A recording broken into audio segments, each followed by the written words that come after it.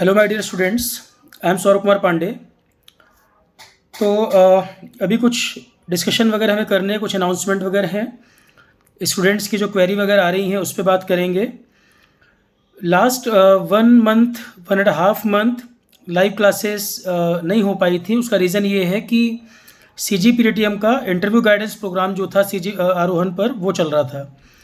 तो CGPTM interview guidance programme में काफ़ी ज़्यादा स्टूडेंट्स इनरोल्ड थे, तो उन सबके टेलीफोनिक इंटरेक्शन होना, फिर मॉक इंटरव्यू वगैरह करना, तो जिसमें कम से कम 1.5 महीने का समय उसमें हमारा लगा।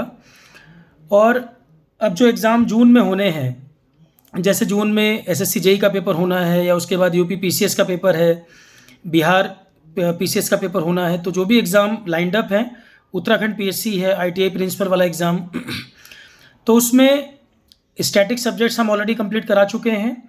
जो भी बच्चे उन कोर्सेज़ में इनरोल्ड हैं, स्टैटिक सब्जेक्ट सारे हो चुके थे। उसके बाद करंट अफेयर भी हम लोग मिड जनवरी तक का कवर कर चुके थे। अब बच्चों की क्वेरी आ रही है कि सर जो जून में एग्ज़ाम है तो करंट अफेयर वगैरह अपडेट अभी नहीं हुआ, कब तक करना है।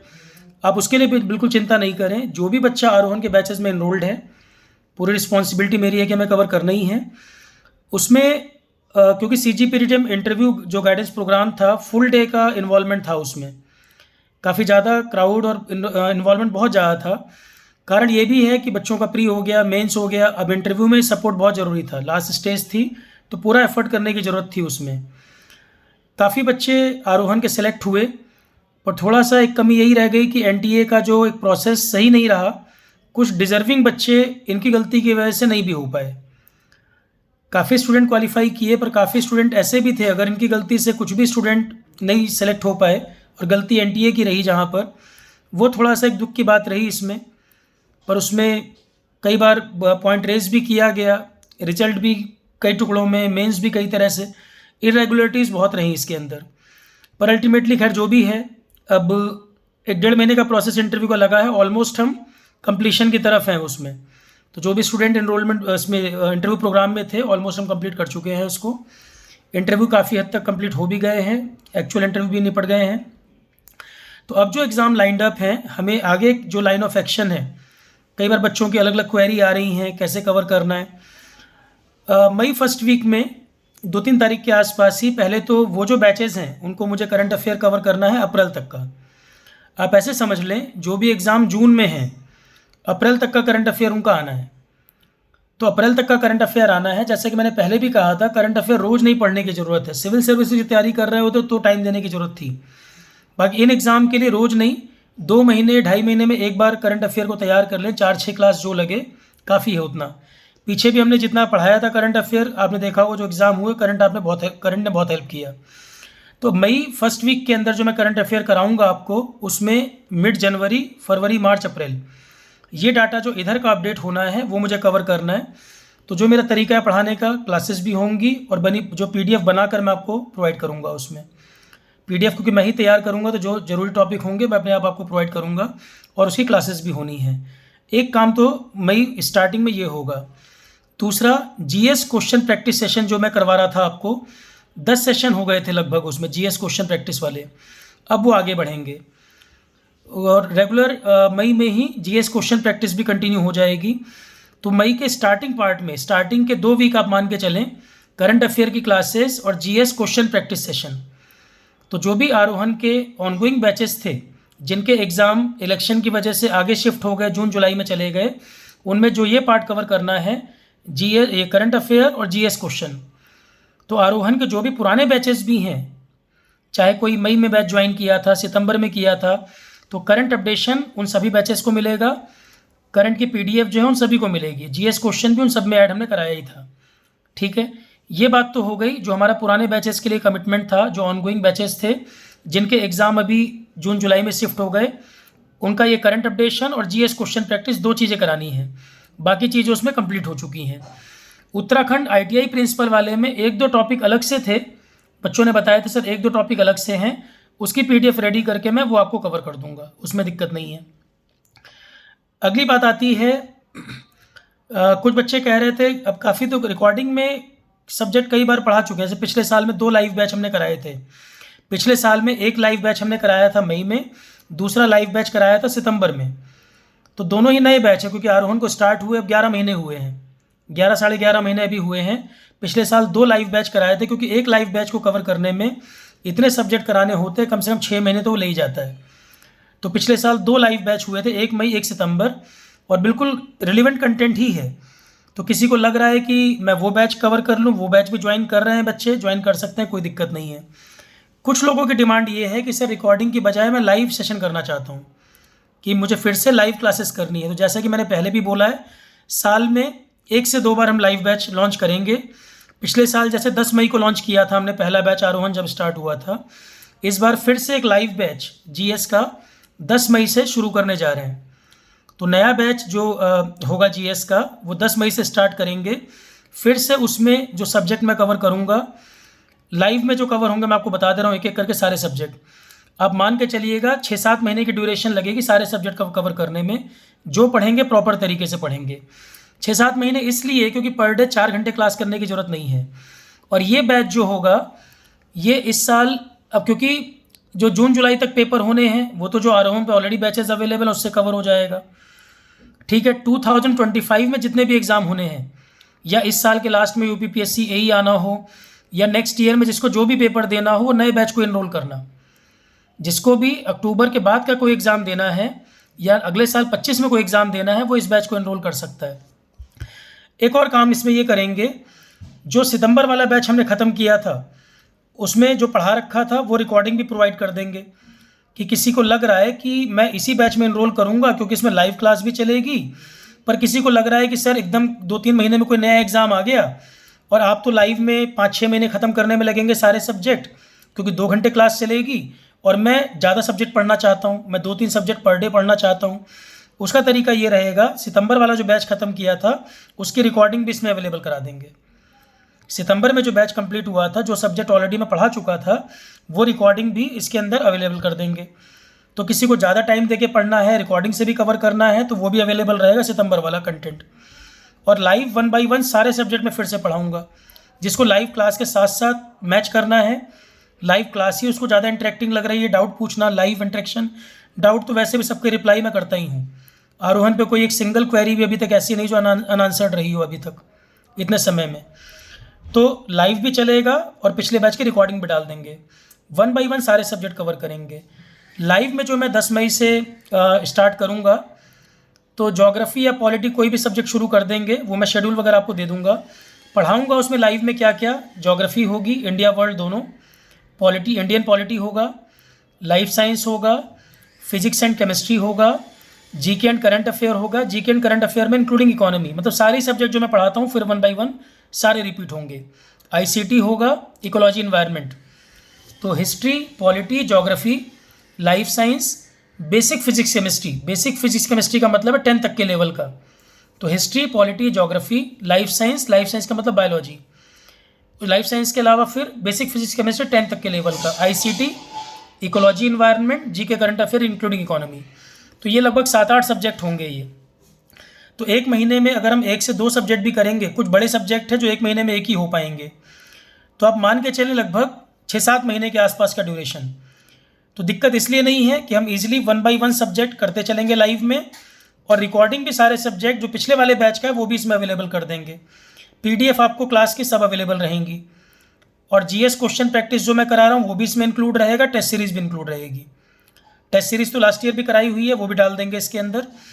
तो इसमें कंप्लीट एक पैकेज हो जाएगा, पीडीएफ भी, क्लास लेक्चर, प्रीवियस रिकॉर्डिंग वाले भी, नए लाइव वाले भी, और उसके अलावा जीएस क्वेश्चन प्रैक्टिस लाइव में जो होंगे वो भी अवेलेबल रहेगा, टेस्ट सीरीज भी अवेलेबल रहेगी। इसके अलावा तो कोई नीड मुझे लगता है नहीं। तो ये सब लाइव में चलेगा।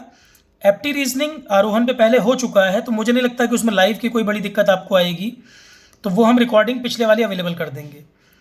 जो आरोहण पे इंग्लिश, हिंदी, एप्टी रीजनिंग ये जो अवेलेबल है वो रिकॉर्डिंग में रहेगा। उसको दोबारा लाइव कराने में फिर उतना टाइम लगाने का मतलब नहीं है। या अगर आप लोगों को दिक्कत होगी, कहीं कमी लग रही होगी, तो मुझे बताना, क्योंकि मेन डिमांड तो ये आ रही है कि सर आप वाले सब्जेक्ट हमें दोबारा लाइव करने हैं पूरे।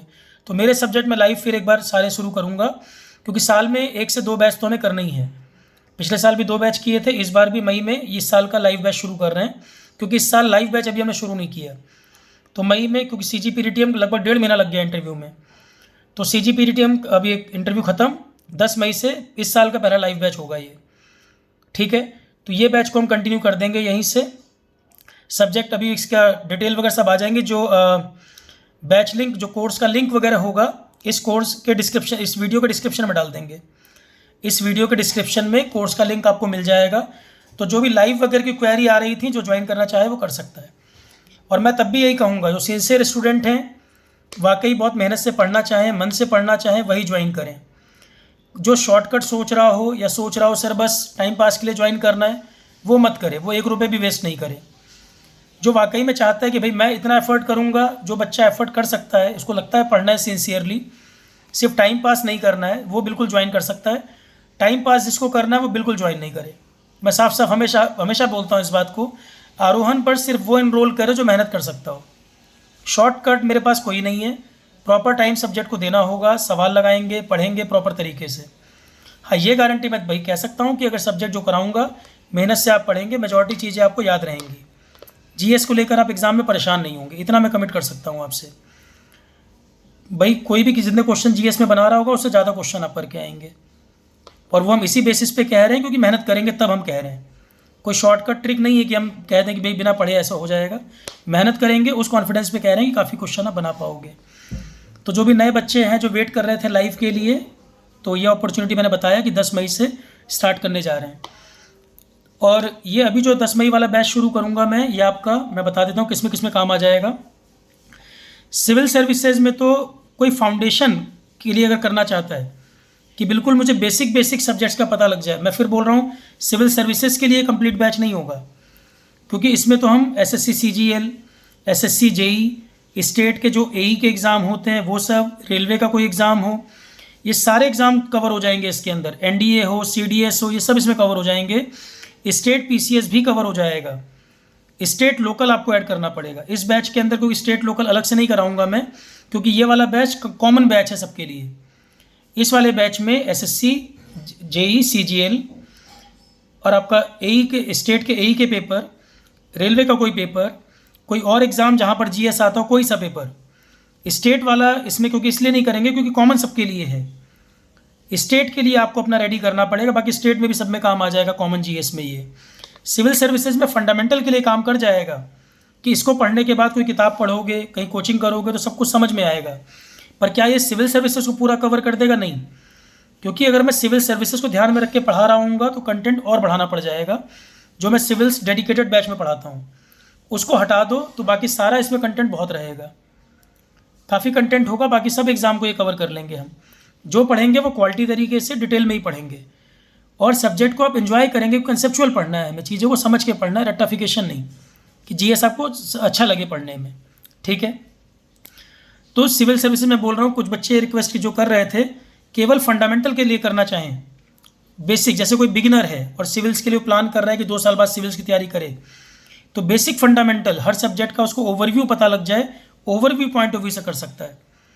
अदरवाइज सिविल्स का बैच अगर कभी हम आगे लॉन्च करेंगे तो फिर वो चाहे तो उसको टारगेट करे। अगर सिविल्स डेडिकेटेड करना है तो उसके लिए जाए, वो उस बैच के लिए जाए। डेडिकेटेड सिविल सर्विसेज वाला फंडामेंटल पॉइंट ऑफ व्यू से कर सकता है। सिविल्स उसको अगर अगले साल देना है, बहुत ज़्यादा डिटेल में सिविल्स में अभी तैयारी करनी है, तो फिर अभी इसको एनरोल नहीं करेगा वो। सिविल सर्विसेज डेडिकेटेड बैच अगर कोई करेंगे वो काम आएगा, क्योंकि सिविल सर्विसेज में मेरा ये मानना है कि एक ही टीचर पूरा जीएस नहीं करा सकता। बाकी एग्जाम में तो सिंपल है जीएस, कोई दिक्कत नहीं है। सिविल सर्विसेज के लिए एक टीचर फंडामेंटल तो भले कर दे पर जस्टिस नहीं कर पाएगा वो पूरे सिलेबस के साथ। सिविल सर्विसेज में जैसे मैं पढ़ाता रहा हूँ तो मैं 3 सब्जेक्ट पढ़ाता रहा हूँ डेडिकेटेड उसके लिए। जीके करंट अफेयर अच्छा हो सकता है, साइंस टेक और इकोलॉजी एनवायरनमेंट, ये 3 सब्जेक्ट सिविल सर्विसेज के लिए बहुत अच्छी तरह से कवर कर देता हूँ मैं, उसमें कोई दिक्कत नहीं आएगी। पर उसमें हिस्ट्री, पॉलिटी, बहुत डिटेल में आर्ट एंड कल्चर पढ़ना, इकोनॉमी, वो अपने आप में पूरा एरिया है, उसके लिए फिर पूरी टीम अलग अलग टीचर की चाहिए। तो आगे जब हम कोई सिविल्स का बैच लॉन्च करेंगे तो सिविल सर्विसेज वाले चाहे तो उसकी तरफ उसको एनरोल कर लें। उस एग्ज़ाम को छोड़कर बाकी जो भी पेपर के लिए आप सिविल ये बोलेंगे जीएस, अलग अलग मत पूछना, चाहे आरओ का पेपर आए, चाहे सीएसआईआर, एसओ आए, कोई एग्ज़ाम इस तरह का, सबके लिए यही बैच काम कर जाएगा। क्योंकि मैं इस बैच को यही ध्यान में रख के पढ़ाऊँगा कि सबके लिए कॉमन बैच काम कर जाए, ठीक है। स्टेट जीएस वाले जो बच्चे होंगे तो स्टेट की पीडीएफ वगैरह दे रखी है मैंने, स्टेट के कुछ लेक्चर पढ़े हुए हैं, वो मुझे मैसेज कर देंगे तो पीडीएफ लेक्चर वगैरह अवेलेबल कर देंगे। पर जिसका जो टारगेट होगा वो उन लेक्चर को टारगेट करे, उन लेक्चर को प्लान करेगा, उनको कवर करेगा अपनी अपनी यूटिलिटी के हिसाब से। अवेलेबल तो कंटेंट हम काफ़ी कर देंगे, जिसको जो एग्ज़ाम देना है वो उतना उतना पिक कर ले सिलेबस में से, ठीक है। तो जो लाइव बैच की डिमांड थी वो मैंने आपको बता दिया, कवर करना है। दूसरा एक पॉइंट था, इंजीनियरिंग सर्विसेज की डिमांड बच्चों की बहुत आ रही थी। सर इंजीनियरिंग सर्विसेज के लिए पिछले साल भी हमने मई में स्टार्ट किया था बैच, 10 मई को ही शुरू किया था। तो इंजीनियरिंग सर्विसेज के लिए फिर से कोई लाइव बैच करेंगे क्या? देखो इंजीनियरिंग सर्विसेज को लेके कई तरह की बातें हैं। कोई कह रहा है सीटें बहुत बढ़ने वाली हैं। मैं आपको सीधी सीधी बातें बता दूं, जहां 600 से 700 के बीच सीटें आया करती थी वो घटकर 167 सीट पर आ गया इंजीनियरिंग सर्विसेज। फिर कुछ लोग कह रहे हैं 50% सीटें ऐड होने वाली हैं।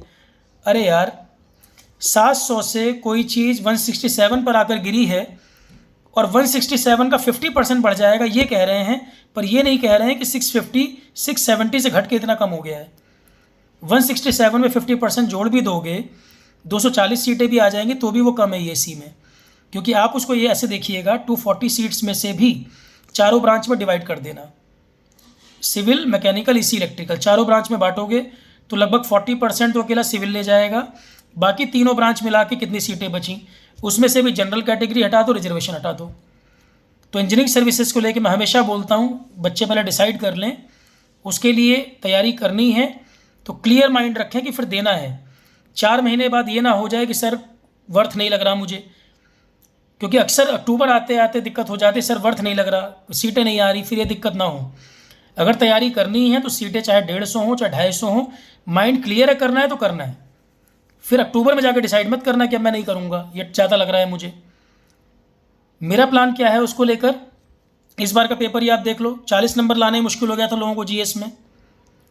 40 नंबर लाना भी ईएससी जीएस में आफत हो गई थी लोगों को, क्योंकि मैथ्स एप्टी स्कोरिंग होता था और इस बार आ गया था मैथ्स लेंदी।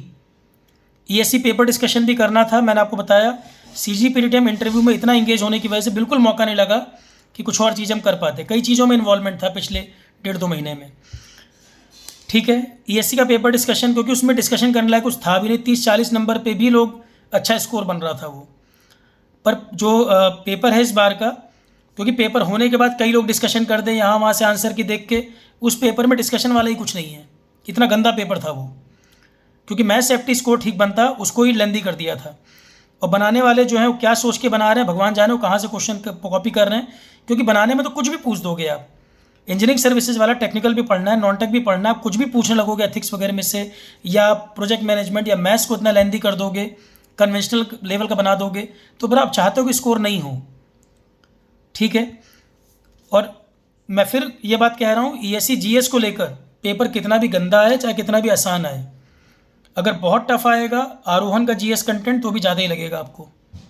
जीएस कंटेंट में आपको ये कह सकता हूँ कि आरोहन पे जितना कंटेंट जीएस में है, मुझे नहीं लगता कि उससे ज़्यादा कवरेज उतना टाइम कोई जीएस को देगा, क्योंकि टेक्निकल भी लोगों को कवर करना होता है। पर जीएस जिनको शुरू से पढ़ना है, कई बच्चे हैं कि वो मई से ही टाइम देना चाहते हैं जीएस वगैरह को लेकर, इसको लेकर मैंने प्लान क्या किया है, जो हमारा दिसंबर में बैच ख़त्म हुआ था इस साल के ईएस के लिए, उसमें ऑलरेडी बहुत बढ़िया कंटेंट बना हुआ है, अब हमारा ही पढ़ाया हुआ है। तो उसमें हम ये कर दें कि कंटेंट को बढ़ा दें, यही तो कर सकते हैं। जो ऊट पटांग क्वेश्चन आ रहे हैं, कुछ भी पूछ रहा है, अब फिर से अगर दोबारा लाइव पूरा शुरू करेंगे तो फिर से 300 घंटे में तो वही कवर होगा। अगर उसको फिर से लाइव कवर करेंगे तो 300 घंटे में तो वही दोबारा लग जाएंगे उसमें, फिर आते आते 6 महीने निकल जाएंगे, फिर कंटेंट और बढ़ाना होगा तो फिर आपको दिक्कत आएगी, नवंबर के बाद आप और नहीं कर पाओगे। इसके लिए हम क्या करते हैं, ईएससी का बैच जो अवेलेबल है, पिछले साल जो ईएससी का बैच हुआ था, नेक्स्ट ईयर वाले बच्चे भी उसी ईएससी बैच को ज्वाइन कर लें, और उसमें जहाँ जहाँ पे जितनी एडिशन करनी है, जो जो लेक्चर लाइव अपडेट करने हैं वो लाइव में ही अपडेट कर दूंगा मैं। जैसे मुझे लग रहा है इकोलॉजी इन्वायरमेंट अपडेशन की ज़रूरत है नहीं, इन्वायरमेंट में करंट के कुछ टॉपिक जोड़ दें तो काम चल जाएगा, थोड़े बहुत करंट के टॉपिक। स्टैटिक तो मैंने बहुत पढ़ाया हुआ है, इन्वायरमेंट आरोहन के किसी भी बैच में मैंने पढ़ाया है, वो सिविल सर्विसेज प्रीलिम्स तक के लिए भी बहुत पढ़ाया है, उसके अंदर करंट अपडेट करने की ज़रूरत है। इकोलॉजी इन्वायरमेंट जितना पढ़ाया हुआ है, बहुत कवरेज है, जिसने पूरा पढ़ा होगा उससे पूछिए, उसमें करंट अपडेट होगा बस, बाकी सारा कवरेज पूरा है। तो ईएससी में इकोलॉजी इन्वायरमेंट करंट कुछ अपडेट कर देंगे, एथिक्स में कुछ टॉपिक जोड़ दूंगा, कुछ थिंकर वगैरह ऐड कर देंगे, कुछ प्रोजेक्ट मैनेजमेंट में अपडेशन कर दूंगा। तो जो मेरे एरियाज़ हैं उसमें कुछ ना कुछ कंटेंट बढ़ा दूंगा। तो अगर आप मुझे अलाउ करेंगे, पूरा दोबारा रिपीट कराएंगे अगर 300 घंटे, तो पहले वही कवर करना पड़ेगा, फिर रिपीटेशन, और वो कॉमन कंटेंट तो आएगा ही आएगा, फिर अपडेशन का नंबर आएगा। मैं सोच रहा हूँ कि मई मिड तक आते आते ही अपडेशन शुरू कर दें। तो जो बच्चे ESC GS के लिए आरोहण पे एनरोल कर रहे हो, निसंकोच होकर पिछले वाले बैच को ही कवर कर ले। अब उसमें मैं क्या करूँगा, इस साल में कंटेंट अपडेट और क्वेश्चन प्रैक्टिस ज़्यादा, क्योंकि पिछले साल कवर करते करते नवंबर दिसंबर आ गया था। तो इस साल मेरा पूरा फोकस उस बैच में कंटेंट को अपडेट करने में और क्वेश्चन कराने में होगा, कि ढूंढ के ज़्यादा से ज़्यादा क्वेश्चन करा दें और कंटेंट को अपडेट कर दें। तो कंटेंट अपडेशन मान लो किसी सब्जेक्ट में 10 घंटे अपडेट करना है, किसी में 5 घंटे अपडेट करना है, टोटल अपडेट कर देंगे मान लो 50 घंटे अपडेट कर देंगे। पर उसके बाद क्वेश्चन हम बहुत कर सकते हैं। 2 महीने भी अगर क्वेश्चन लगा लेंगे तो सितंबर अक्टूबर तक तो क्वेश्चन ही क्वेश्चन कितने कवर हो जाएंगे हमारे। टेस्ट सीरीज़ पे वर्क कर सकते हैं, ठीक है। तो जो अदर एग्ज़ाम के लिए GS बैच है वो 10 मई से स्टार्ट हो रहा है, जिसमें बाकी सब एग्ज़ाम कवर हो रहे हैं, सिविल सर्विसेज छोड़कर। ESC के लिए पुराने बैच में ही इनरोल कर सकते हैं, और अपडेशन उसमें मैं करूँगा, और क्वेश्चन प्रैक्टिस वगैरह ऐड होते जाएंगे, करंट अफेयर अपडेट होता ही। और करंट अफेयर तो पिछली बार भी मैंने जितना आपको पढ़ाया हुआ है उससे क्वेश्चन बन गए थे प्रीलिम्स में। करंट अफेयर ने बच्चों को मदद कर दी थी पिछली बार जो पढ़ाया था मैंने। और करंट के लिए बार बार बोलता हूँ मैं कि यहाँ वहाँ करंट के लिए भागने की ज़रूरत नहीं है, जितना क्लास में कराया जाएगा आएगा तो उससे आ जाएगा। अगर वहाँ से नहीं बनेगा तो फिर कहीं से भी नहीं बनेगा, टाइम मत वेस्ट करना, क्योंकि करंट अफेयर में खुद ही बना के कंटेंट आपको दे रहा हूँ। तो करंट से क्वेश्चन अच्छे बन गए थे इस बार, वही थोड़ा बहुत हेल्प किया बच्चों को। तो करंट के लेक्चर अपडेट होंगे ही होंगे। तो जहाँ जहाँ जितनी रिक्वायरमेंट है वो मेरे पे छोड़ दीजिए, मैं अपने आप ही अपडेट करता चलूँगा। और क्वेश्चन पे ज़्यादा फोकस है, क्वेश्चन ज़्यादा कराएं इस बार, ठीक है। तो नए बैच का मैंने बताया, जो भी लिंक वगैरह है इस वीडियो के डिस्क्रिप्शन में आपको मिल जाएगा, वो देख सकते हैं। और ऑफ़र वगैरह आरोहण पे लगातार चल रहे हैं, अब अलग अलग कोई डिमांड ना करे। जो ऑफ़र चल रहा है ऑलरेडी 3-4 महीने से ऑफ़र चल रहे हैं। कोई बच्चा भी नहीं कह सकता है कि कोई चीज़ अफोर्डेबल नहीं है, जितनी कम हो सकती है बिल्कुल नॉमिनल कर दी है। और जो आरोहण पे पढ़ चुके हैं, जिनके नॉन लोग पढ़ चुके हैं, वो खुद ही बता देंगे कि क्या फ़ीस रखी गई थी और कंटेंट किस लेवल पर डिलीवर हुआ है। कोई भी बैच, मतलब मैं ये दावे से कह सकता हूँ, आरोहण का कोई भी स्टूडेंट से आप बात करेंगे जो पढ़ चुका है एक पूरा कोर्स, वो फ़ीस के कंपैरिजन में कंटेंट कवरेज कितना है। भाई बिना पढ़े कोई कुछ भी कह दे तो अलग बात है, कि कोई फेक कमेंट करने लगे या कोई बिना देखे ही कंटेंट बोलने लगे। तो फीस के कंपैरिजन में कंटेंट कितने गुना है, क्वालिटी कंटेंट कैसा है, वो जो पढ़ चुका है वही बता पाएगा, ठीक है। और मैं फिर कह रहा हूँ, जो सिंसियर है वो ज्वाइन करे, जो सिंसियर नहीं है बिल्कुल नहीं ज्वाइन करे। मैं बिल्कुल नहीं चाहता कि सिंसियर कैंडिडेट ज्वाइन करें, क्योंकि मनी मोटिव होता तो मैं बोलता सब ज्वाइन करो। यहाँ मुझे मतलब है जितने पढ़ रहे हैं क्वालिटी पढ़ें, सेलेक्ट हों। जैसे कि CGPTM में मैंने कहा, CGPTM में जितने सिलेक्शन होंगे मेजॉरिटी सिलेक्शन आरोहण के दिखेंगे। कारण यही है, तरीके से पढ़ा, प्री मेंस सब लगातार सपोर्ट रहा है, इंटरव्यू के दिन तक भी सपोर्ट है। क्योंकि अल्टीमेट मोटिव क्या है कि जब हम पढ़ रहे हैं तो सिलेक्शन के लिए पढ़ रहे हैं, टाइम पास के लिए नहीं। और जो सिंसियर बच्चा होगा सिलेक्शन तक वही पहुंचेगा। टाइम पास करना तो बिल्कुल नहीं करें। बाकी किसी की कोई भी डिमांड हो और कोई परेशानी कहीं पर आ रही हो तो आप कमेंट बॉक्स में लिख दीजिएगा, मेजॉरिटी रिप्लाई मिल जाते हैं। अगर कोई किसी का डाउट रह गया हो कहीं पर तो आप उसमें दोबारा एक बार लिख दीजिएगा, मैं उसको कोशिश करूँ रिजॉल्व कर दें। Okay students, all the best.